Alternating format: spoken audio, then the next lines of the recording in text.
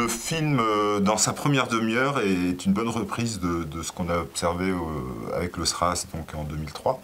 Donc ça, je pense qu'au niveau scénario, c'est tout à fait crédible, c'est-à-dire que c'est une reprise qui a été tout à fait cohérente, avec des petites adaptations, mais c'est quelque chose qui est bien fait, qui est assez pédagogue. La fin du film, bon, on tourne un peu à la romance, et puis c'est vrai qu'on est dans un scénario catastrophe qui est prévu dans les plans de pandémie grippale ou de choses comme ça, mais qui est quand même quelque chose d'un peu extrême. Donc dire que c'est réaliste, pour l'instant, je trouve que c'est quand même très extrême comme fin. Donc l'Institut de veille sanitaire, c'est un établissement public qui a été créé en 1998 et qui a une mission d'organisation de la surveillance en France de l'état de santé. Alors que ce soit maladies infectieuses, des problèmes de santé environnementale, des problèmes de santé au travail, de maladies chroniques, de traumatismes. Donc on voit que c'est un champ qui est très vaste. Et également, l'Institut contribue à la gestion de crise en apportant des informations épidémiologiques.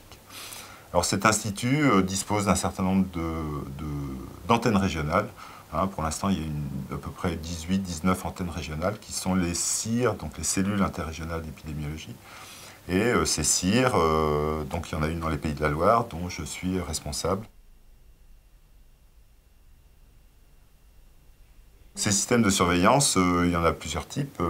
Tout d'abord, tout ce qu'on a autour des cliniciens, donc les médecins généralistes, les médecins hospitaliers, avec un système de déclaration obligatoire d'un certain nombre de maladies. Ça, c'est une première chose. Après, on a des réseaux de laboratoires avec des centres nationaux de référence qui sont spécialisés sur certaines bactéries ou virus. Donc, par exemple, on a 2 centres nationaux de référence sur la grippe. Également, il y a tout un système qui s'est développé autour des certificats de décès. Quand il y a un décès, c'est enregistré au niveau des mairies. Et donc nous, on connaît dès le lendemain de l'enregistrement dans les mairies le nombre de décès, les âges. On n'a pas l'information sur les causes parce que c'est une information médicale qui est transmise à l'INSERM. Mais donc on a ces données sur les décès et on voit l'évolution par tranche d'âge. Donc ça permet de donner des alertes. On a également tout un système de surveillance qui est basé sur les passages aux urgences, c'est-à-dire que toute personne qui passe aux urgences a un diagnostic, des actes, est hospitalisée ou pas hospitalisée. Quoi qu'il en soit, ces données sont enregistrées et on reçoit également tous les jours l'information sur les diagnostics. Donc ça nous permet de voir des augmentations d'hospitalisation pour soit des pathologies habituelles, là en fait en période de grippe, de gastroentérite, de bronchiolite chez le nourrisson, mais également des choses plus inhabituelles. Donc on a une surveillance qu'on appelle surveillance syndromique, qui n'est pas forcément sur une maladie particulière. Le virus, c'est un organisme vivant, c'est plus petit qu'une bactérie. Il y a, en gros, dans les micro-organismes, vous avez des bactéries qui donnent des infections bactériennes, sur lesquelles on peut agir par des antibiotiques. Quoique, avec l'apparition de résistances de plus en plus fréquentes, le problème de ces infections bactériennes va revenir sur le devant de la scène. Et puis on a les virus, qui sont des organismes beaucoup plus petits, qui ont un seul noyau, qui ont un noyau, éventuellement une capsule ou pas. Et donc ces virus, les antibiotiques ne fonctionnent pas dessus. On a des antiviraux, mais qui ne marchent pas sur tous les virus. Et pour schématiser, c'est important quand même, on a 2 types de virus selon la structure de leur noyau. On va avoir des virus qui vont être des virus qu'on appelle à ARN, où on a un seul brin dans le noyau. Ensuite, on a des virus à ADN, où il y a 2 brins. Donc quand le virus se multiplie, il se sépare en 2.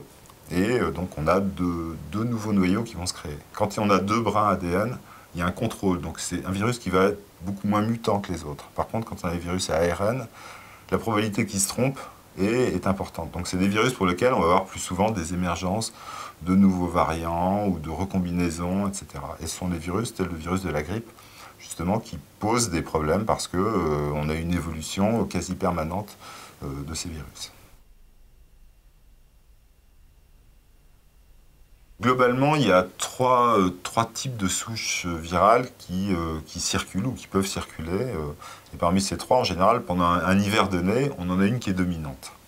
Donc dans ces 3 souches, je vais donner des noms un peu techniques. Il y a la grippe B, ensuite il y a des grippes A, qui vont être soit A, H3N2, qui sont un peu sévères chez les personnes âgées, et des grippes A, H1N1, saisonnières, qui est différente de la grippe pandémique H1N1, même si elle a le même nom. Donc ces souches circulent, tournent autour de la Terre. Donc pendant l'hiver austral, c'est-à-dire au mois de juillet, dans l'hémisphère sud, donc on a des virus qui circulent. On les regarde, on les observe, on voit ce qui est dominant. On constate également ce qui est ce que ça donne comme amplitude de grippe.